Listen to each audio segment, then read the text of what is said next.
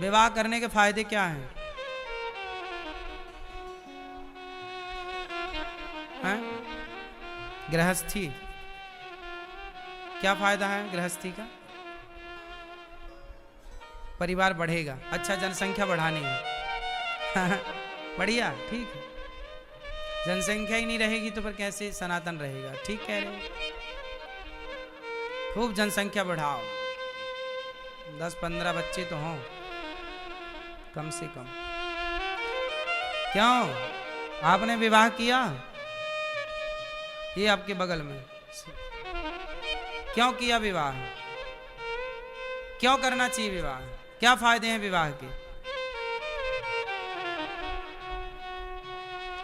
विवाह क्यों करना चाहिए? क्या फायदे हैं? सुनो, विवाह करने के फायदे हम बता रहे हैं, सुनो। विवाह करने का फायदा ये है कि आप दोनों लोग पति पत्नी बैठकर आधी रात को भी और दिन को भी, कभी भी जब नींद खुल जाए, जब मन हो जाए, तब एक जन वक्ता बन जाओ और एक जन श्रोता बन जाओ, और दोनों बढ़िया बैठ के एक जन कथा सुनाए भगवान की, एक जन कथा सुने।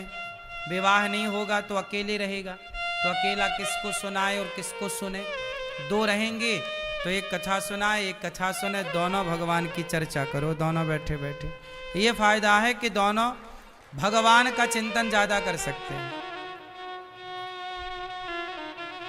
भगवान की सेवा दोनों मिलके करो। एक जन भगवान जी के कपड़े, एक जन भगवान जी के बर्तन धुल लो, तो एक जन पूजा की तैयारी कर लो।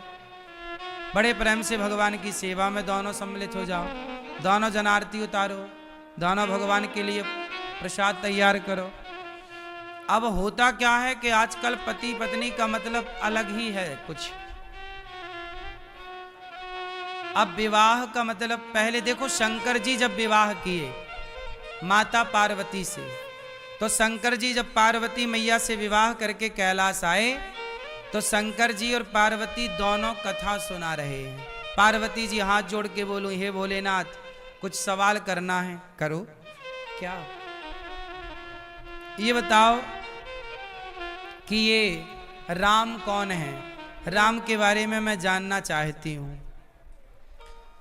तो माता पार्वती सवाल कर रही हैं और उस सवाल के उत्तर में पूरी राम कथा शंकर जी सुना रहे हैं। देखो, ये पति पत्नी, आप लोग पूजा करते हो शंकर जी की, लेकिन शंकर जी की पूजा बस करते हो, सीखते नहीं हो। शंकर जी गृहस्थ हैं। कैसे गृहस्थ हैं? पार्वती और शंकर जी दोनों कथा सुनते और सुनाते, दोनों भगवान के चिंतन में डूबे रहते हैं। जबकि शंकर जी के परिवार में जितनी टेंशन है ना, आपके परिवार में इतनी टेंशन नहीं हो सकती। आप लोग कहते हैं महाराज जी बड़ी टेंशन है, हम बड़े परेशान हैं। शंकर जी से ज्यादा कोई परेशान नहीं हो सकता। देखो ना, शंकर जी के वाहन का नाम है नंदी है, और शंकर जी की पत्नी माता पार्वती के वाहन का नाम है शेर। अब शेर और बैल ये दोस्त हैं कि दुश्मन हैं? बोलो, दुश्मन हैं? नंदी, बैल और शेर जंगल में साथ कहां रहते हैं? लेकिन शंकर जी के घर में दोनों एक साथ रहते हैं और दुश्मन हैं। अब सोचो कि दो दुश्मन एक साथ रहें। और सुनो, शंकर जी के गले में है सांप, और शंकर जी के बेटे गणेश जी का वाहन है चूहा। अब ये दोनों दोस्त हैं कि दुश्मन हैं? बोलो। लेकिन ये दोनों दुश्मन शंकर जी के घर में एक साथ रहते हैं। और सुनो, बड़े बेटे का वाहन है मोर, कार्तिकेय जी का, और शंकर जी के गले में पड़ा है सांप। सांप और मोर की दोस्ती है कि दुश्मनी है? मोर सांप को खा जाता है। मोर क्या खाता है? खा जाता है। दोस्ती है कि दुश्मनी है? दुश्मनी है। सारे एक दूसरे के कट्टर दुश्मन हैं, लेकिन वो दोनों दुश्मन शंकर जी के घर में एक साथ प्रेम से रह रहे हैं। किसके प्रभाव से? शंकर जी के गले में है जहर, बोलो हाँ। शरीर में है भभूति भस्म, पहाड़ पर बैठे हैं, ना घर है ना कोई छाया है। शंकर जी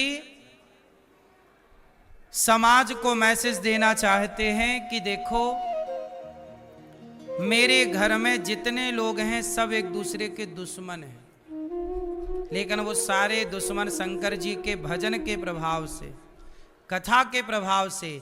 शंकर जी कहते हैं कि भगवान के नाम में इतनी ताकत है कि भगवान की भक्ति करने वाला कोई हो तो वो दुश्मनों को भी दोस्त बना सकता है। ये भजन का प्रभाव। शेर और बैल दोस्त हो गए, शिव जी के घर जाते हैं। ये किसका प्रभाव है? भजन का प्रभाव। इसलिए मैया खूब भजन करो भगवान का, खूब भगवान का नाम जपो, फिर प्रतिकूल लोग भी अनुकूल हो जाएंगे।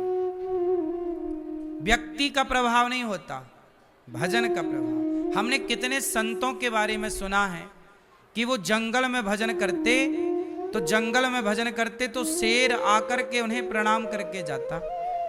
संतों को कोई आश्चर्य नहीं है। भजन करने का प्रभाव यही होता है कि वहां रहने वाले जीव जंतु, हिंसक प्राणी भी वहां अपनी हिंसा का स्वभाव छोड़ देते हैं भजन के प्रभाव से। अपने घर का वातावरण सुधारा जा सकता है।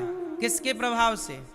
भक्ति के प्रभाव से। इसलिए कहता हूं थोड़ा भक्ति किया करो, थोड़ा भगवान का चिंतन किया करो। शंकर जी बहुत प्रेम से अपने परिवार को ठीक ठीक चलाते हैं। शंकर जी के मंदिर आप जाते हो, शिव पार्वती किस तरह से कथा सुनते हैं, किस तरह से भगवान के प्रेमी हैं।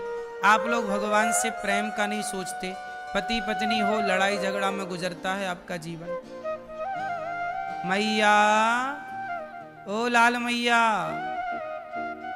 ओ केसरिया मैया, ओ बहरी मैया, लो नहीं सुन रही मैया। कथा सुनने आई है पर सुनाई ही नहीं पड़ रहा है।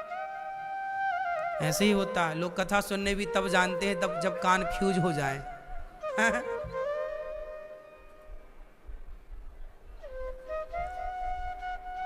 एक मैया आई, बोले गुरुजी गुरु मंत्र दे दो। हमने कहा लो। हमने बोला मैया बोलो श्रीमन्नारायण, मंत्र दिया उन्हें। फिर बाद में बोला हमने मैया बोलो श्रीमन्नारायण। गुरुजी थोड़ा जोर से कहो। हमने श्रीमन्नारायण बोलो। गुरुजी और जोर से। हमने पूरी ताकत से बोला। बोले बोलो महाराज। हमने कहा मैया बोल ही तो रहे हैं। बोले हमें नहीं सुनाई पड़ रहा। हमने कहा सुनाई कुछ नहीं पड़ता। बोले 5 साल से हमें नहीं सुनाई पड़ता। हाँ, 5 साल की बहरी मैया गुरु मंत्र लेने आई थी। अब दो गुरु मंत्र कैसे दोगे? तो आदमी भगवान का नाम लेने तभी आता है जब बहरा बहरा हो जाता है। इसलिए हम कहते हैं भजन करो मस्त जवानी में, बुढ़ापा किसने देखा है। सारी जिंदगी जवानी आदमी भोगों में समर्पित करता है। परिवार, जवानी परिवार को देता है और बुढ़ापा भगवान को देता है।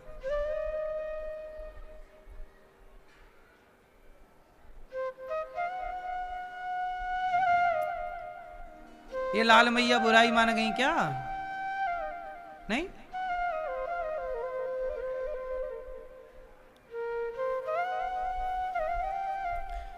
शंकर जी भस्म रमाते हैं। क्या आप बता सकते हैं कि शंकर जी शरीर पर भस्म क्यों रमाते हैं? आप बताओ। क्यों भैया शंकर जी भस्म क्यों लगाते हैं? भभूति क्यों क्यों लगाते हैं? आप बताओ।